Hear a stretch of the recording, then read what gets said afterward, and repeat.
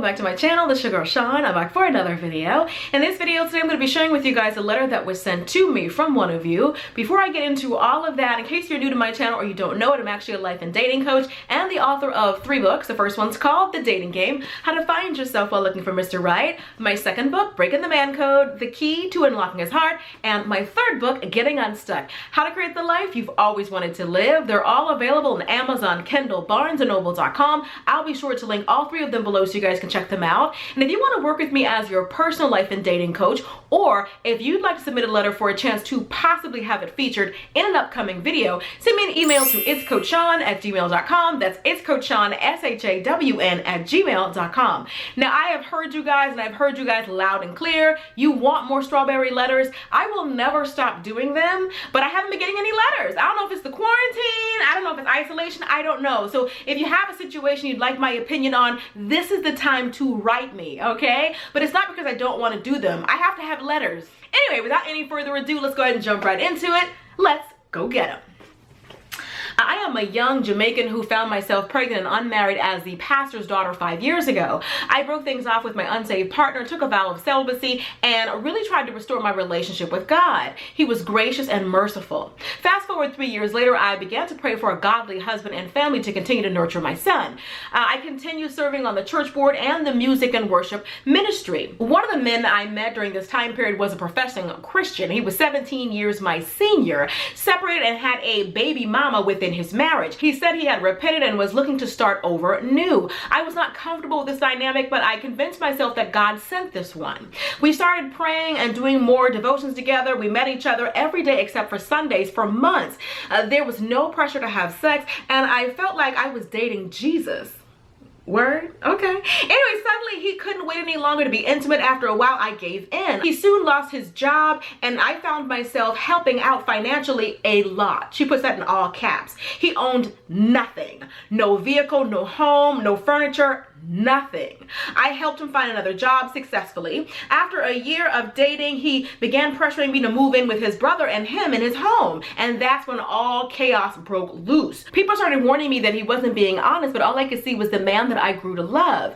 He never hit me, but became very aggressive and impatient. My family began to dislike him. My family relationships began to fall apart, and I began to lose friends.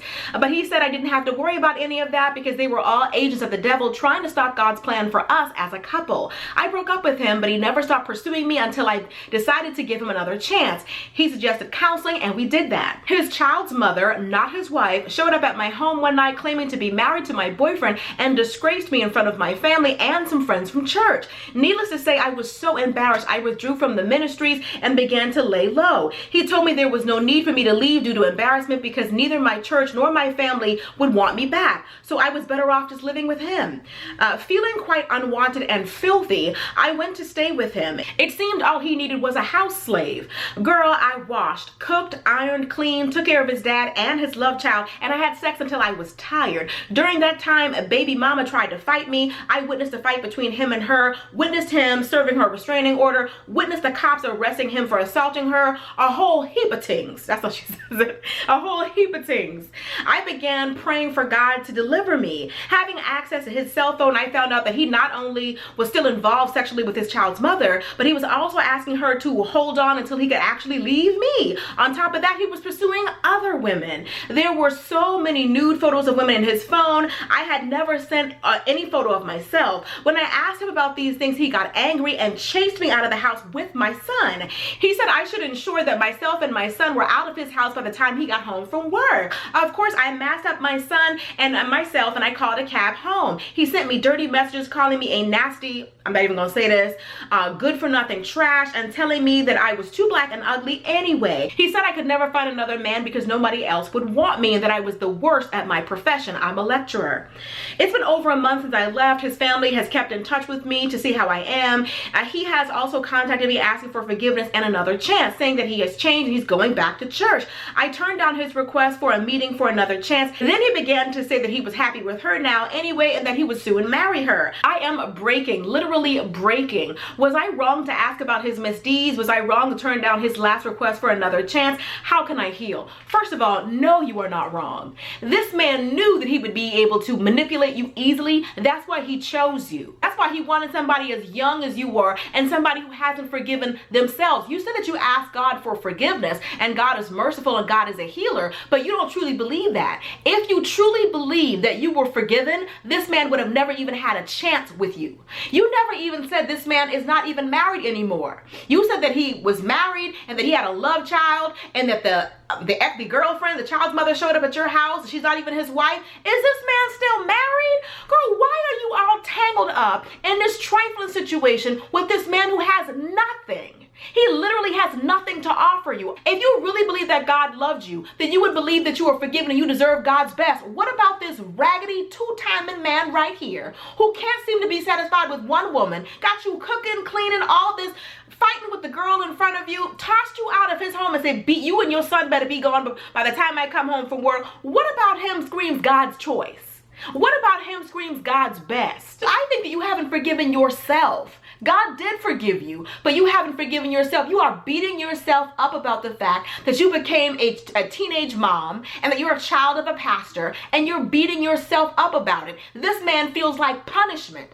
A man that God sends you should feel like a reward for something good you must have done. Like, God, you must really love me. You gave me him.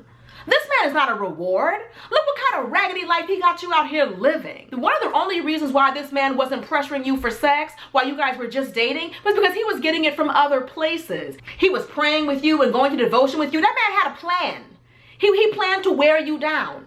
And that's exactly what he did. Trying to separate you from your family. You said that he hasn't abused you physically yet, but he's been verbally abusive to you, mentally abusive to you, emotionally abusive to you. The physical abuse is coming. That's why he's trying to isolate you from your family and friends, talking about, don't worry about them. They're trying to destroy us as a couple. He's got a whole wife. Give that woman back her husband. Repent for the sin of being a part of this mess and learn to heal. Why would God send you somebody who would break his own commandments? He preys on Christian women like you who believe that any man that falls for them in church got to be the man that God sent. Just because you pray for a man and all of a sudden you meet one doesn't mean that that's the one that God has sent. I need you to stop dating. Especially stop dating this guy. He has manipulated you and made you feel like something's wrong with you, talking about you're ugly and you're this and nobody would want you. What about that screams God sent him? You believe these things about yourself and that's why you put up with it. None of it is true. None of that is true. You have to love yourself and forgive yourself and cut off anybody who would treat you like this. He's got you isolating yourself from family and friends, people that actually love you. He wants to be the only voice in your ear, convincing you that he's the best that you can do. You said God forgave you, and he did. The moment you repented, God forgave you, but you never forgave yourself. Nothing about the way that you're moving, nothing about the way that you're carrying yourself screams, I'm a woman who's been forgiven. This raggedy lowlife got you stressed out for what? And this man may still have a whole wife? So you're in an adulterous relationship with the man that also has another child over here, and then he's pursuing other women. You think that the best that God has for you to be a part of a gaggle of women to this raggedy man right here? A lot of times when people hear stories like yours, they always say, I don't understand why somebody can just be in a situation like this. Why don't she just leave him? The reason why she didn't just leave is because she believes him when he says that he's the best that she can do. She doesn't think she can do better. If she did think she could do better, she would have been left him. As soon as she found out about the child's mother, and she's out here, this man is getting arrested for assault, and like, there's nothing that's a catch about him. He's living with his brother. He has nothing that he owns. He's 17 years older, but mentally extremely immature. He's one of these men who will never get married because clearly women seem to love him. He's got good game. Don't be one of the women that are suckered into this man's game. He doesn't care about you. He put you out on the street with your son and said, be gone by the time I get home. Nothing about that is love. You can do better. But until you realize that, You'll keep fantasizing. I don't know why you are determined to see this man with rose-colored glasses. You are romanticizing the relationship because he went to church with you, because he prayed with you, did a couple of devotions with you. You overlook all the other stuff, all the other women, all the other betrayal, the whole love child he had on his wife. He knows that religion is your love language. And when you find out that a man is religious, or when a man can pray in front of you, or when a man can lead a devotion, he knows that's how to get to you. So he keeps on saying, oh yeah, I'm with God now. He knows that's your thing. You've let him know as long as you profess Christianity, you can do anything. There are men who seek out women like you in church. I talk about it in my second book, Breaking the Man Code. One of the kind of men that you want to avoid is some of the men that you meet in church, because they know that you're praying for a husband. And they give you the fantasy just long enough to get what they want from you. They'll pray. They'll read the Bible. They'll do all of the things. It's all performative. They'll give you a show. But if their life doesn't reflect Christianity, it doesn't matter what they profess with their mouth. That man ain't saved. He got numbers saved in his phone, but he ain't saved. He knows that that's your weakness. Your weakness is a man who loves God. So whenever he's about to lose you, he's like, oh, look, I'm going back to church now. Okay, but it's good for you. Good for you. I mean, this man is playing games with you, and you are allowing yourself to be played because you don't truly believe that God forgave you, and you've never truly forgave yourself. You think this is the best that you can do, and that is a lie. I think that you should be praying to God to take whatever these feelings that you have for him away from you. God, take this love that I have for this man away from me. Don't allow me to let anybody pursue me if they're not pursuing you first. This man is not trying to be a Christian. He's putting on a show because he knows that's what you want. He's not used to women telling him no. This man has got women all over the place. Do you want to be one of many? That's all you'd be with him. He is a player. And he's not interested in turning in his player card no time soon. Are you regretting it? Regretting what? I'm grateful that you didn't get pregnant with this man's baby. I'm grateful that, things didn't get worse. You are free. Enjoy your freedom. It's like you were in a prison cell and somebody unlocked the door and you can walk out, but you choose to sit there. You can be in prison for as long as you want to be. This man has you wrapped up in a mental prison. He did nothing but feed into every single insecurity that you have. He thinks that you think that you're not pretty. He thinks that you think that you're not worthy. He thinks that all he did was see all of the weaknesses in you and exploit them. Don't be impressed just because a man goes to church with you, can read his Bible, he can pray.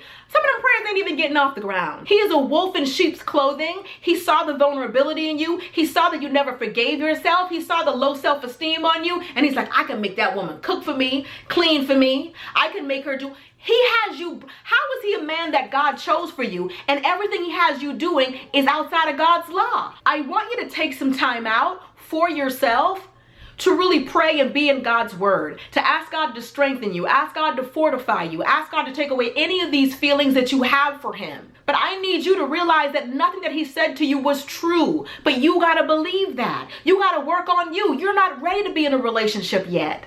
But I pray that when the time is right, God will send you a man after his own heart and you'll see the difference. All right, that's pretty much it for today's video. Hope you guys enjoy. If you want to hear more of my thoughts and opinions on life and love, consider purchasing one of my books. As I said in the beginning, I've written 3. The first one's called The Dating Game, How to Find Yourself While Looking for Mr. Right. My second book, Breaking the Man Code, The Key to Unlocking His Heart. And my third book, Getting Unstuck, How to Create the Life You've Always Wanted to Live. They're all available on Amazon, Kindle, BarnesandNoble.com. And if you want to work with me as your personal life and dating coach, or if you'd like to submit a letter to possibly have it featured in an upcoming video, send me an email to itscoachshawn@gmail.com. That's itscoachshawn, SHAWN @gmail.com. If you like this video, you'll love my last one. I'll be sure to link it right here, and be sure to subscribe right here. Till next time, later divas and dudes.